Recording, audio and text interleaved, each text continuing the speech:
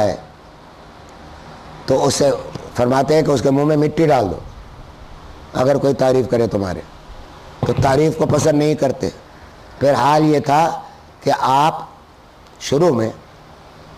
اس کا تک اہتمام کرتے تھے کہ کسی صحابی سے آگے اگر گھٹنا بھی ہو گیا حضور صلی اللہ علیہ وسلم کا، پاؤں پھیلانا تو بہت دور کی بات ہے،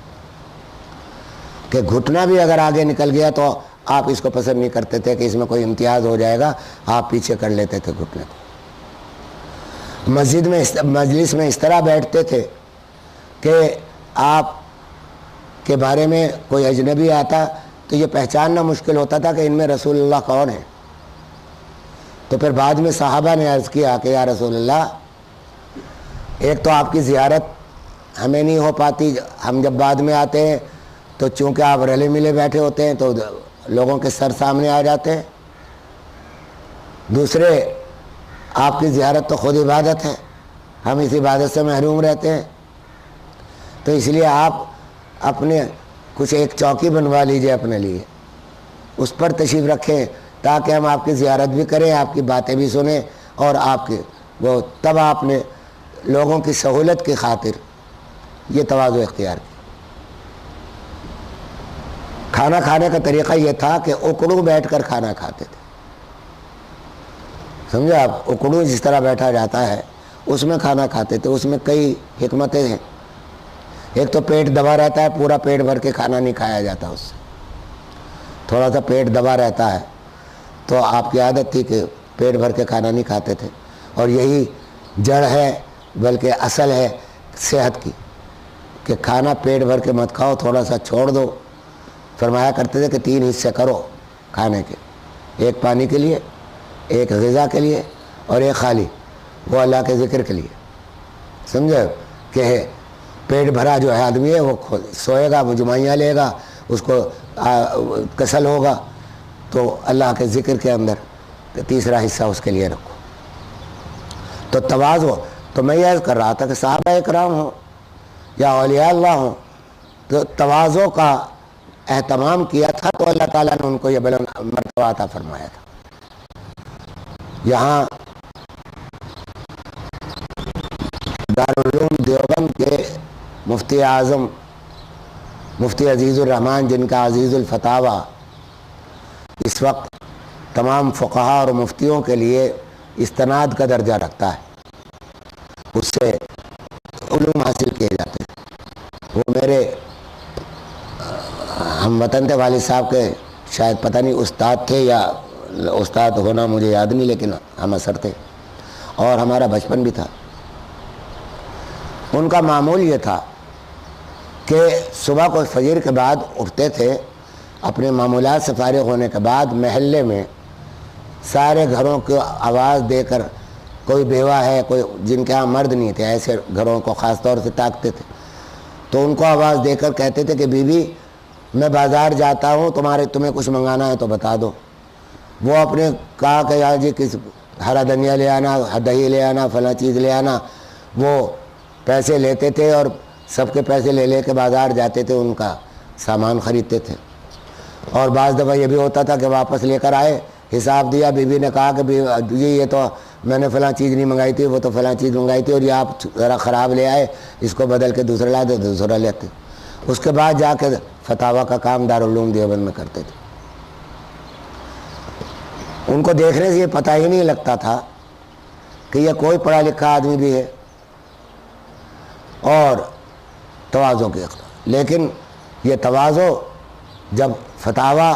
کا کام ہوا تو پھر ان کی وہ شہرت ہوئی کہ پورے ہندوستان میں ان کا عزیز الفتاوی مشہور ہوا، اور آج بھی مفتی حضرات اس سے مستغنی نہیں ہیں، اس کو دیکھے بغیر پورا فیصلہ نہیں کر پاتے کہ کس معاملے میں کس جگہ وہ کیا جائے۔ ہمارے حضرت ڈاکٹر عبدالحی صاحب رحمۃ اللہ تعالیٰ علیہ، یہ میرے مرشد ہیں، عالم نہیں ہیں، ہومیوپیتھ کے ڈاکٹر تھے، اور بس چونکہ صحبت مل گئی تھی حضرت تھانوی رحمۃ اللہ علیہ کی، تو یہ جو چیز میں بتا رہا ہوں کہ ابھی عرض کروں گا آگے، کہ آمنو آمنو کی جو میں نے ابھی تلاوت کی تھی، کہ یہ کیا حکم ہے، یہ صحبت کا حکم ہے کہ بھائی صرف کتابیں پڑھ لینے سے، صرف نمازوں کے ادا کر لینے سے بات بنے گی نہیں، بات تو جب ہی بنے گی جب کسی کی صحبت اختیار کرو گے۔ تو وہ فرماتے ہیں کہ ایک مرتبہ میں بیٹھا اپنے مطب میں، یہ رابسن روڈ ہے اردو بازار کے اندر، وہاں پیچھے جہاں خواتین کا ایک کالج بھی ہے، تو اس پر ان کی دکان تھی۔ والد صاحب رحمۃ اللہ تعالی علیہ، میرے والد حضرت مفتی محمد شفیع صاحب رحمۃ اللہ علیہ، تو ان کو دیکھا، حضرت ڈاکٹر صاحب خود لکھ رہے ہیں کہ میں نے دیکھا کہ وہاں سے ایک دیگچی ان کے ہاتھ میں ہے اور وہ مفتی صاحب وہاں میرے مطب کے سامنے سے گزر رہے ہیں اور اس میں کچھ بھرا ہوا ہے، اس بازار سے کچھ لے کے آ رہے ہیں۔ تو اپنے جو قریب بیٹھے ہوئے تھے، مریض بھی تھے، جسمانی مریض بھی تھے، روحانی مریض بھی تھے، وہ تو روحانی مریض علاج زیادہ کیا کرتے تھے، وہ مطب کا تو بہانہ تھا۔ تو لوگوں سے فرمایا کہ جانتے ہو یہ شخص جو گزر رہا ہے پتیلی ہاتھ میں لیے کون ہے؟ لوگوں نے کہا کہ جی نہیں، کہا کہ یہ پاکستان کا مفتی اعظم ہے اور اس کی بات کو آج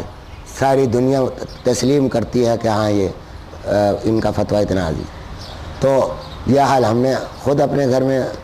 1000 واقعات ہیں جو تواضع کے، کہ ان کا پتہ ہی نہیں چلتا تھا کہ اپنے آپ کو کچھ سمجھتے ہیں، ایسا لگتا تھا کہ بالکل اپنے چھوٹوں سے بھی اپنے آپ کو کمتر سمجھتے تھے۔ اس طرح بیٹھتے تھے مجلس میں کہ جیسے کوئی مرید بیٹھتا ہے، چھوٹوں کے سامنے بھی اس طرح بیٹھتے تھے۔ تو یہ تواضع حضرت شیخ عبد القادر جیلانی رحمۃ اللہ تعالی علیہ، جن کا ڈنکا ہے، اور ان کا ایک ملفوظ عرض کرتا ہوں، کس درجے کے لوگ ہیں، اس درجے کو تو شاید میں اگر بیان کرنا بھی چاہوں تو واللہ مجھ میں یہ صلاحیت نہیں ہے کہ ان کے مقام کی صحیح تشریح کر سکوں۔ اتنے بڑے درجے کے اولیاء اللہ میں سے ہیں، اور ان کا ایک ملفوظ ہے، فرمایا کہ قدمی علی رقاب اولیاء اللہ، میرا قدم تمام اولیاء اللہ کی گردن پر ہے۔ یہ ان کا ملفوظ ہے، بہت مشہور ہے اور مستند ہے۔ وہ ان کے یہاں ایک معاملہ یہ ہے کہ جب بہت زیادہ کوئی آدمی مشہور ہوتا ہے تو اس کے ساتھ لوگ بہت سی غلط روایتیں بھی ثابت منسوب کر دیا کرتے ہیں، اور حضرت شیخ عبد القادر جیلانی رحمۃ اللہ تعالی علیہ کے ساتھ تو بہت ہی نسبتیں غلط کی گئیں، بہت زیادہ۔ تو یہ جملہ ذرا غور کیجئے، تکبر کا معلوم ہوتا ہے جملہ جی، کہ صاحب میرا قدم جو ہے وہ تمام اولیاء